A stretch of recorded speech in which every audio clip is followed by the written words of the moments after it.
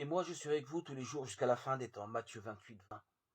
Le Seigneur Jésus agissait avec eux et confirmait la parole par les signes qui l'accompagnaient. Marc 16, 20.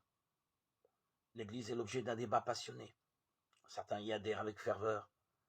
Pour eux, toucher à l'Église, c'est toucher au Christ.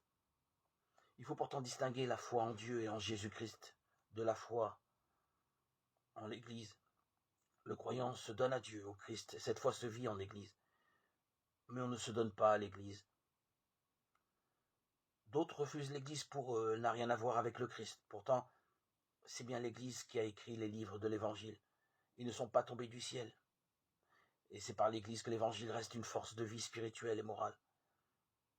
Il ne faut pas, bien sûr, idéaliser l'Église.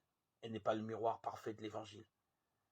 Mais il faut reconnaître que par l'Église, l'Évangile demeure la parole du Christ adressée aux hommes d'aujourd'hui.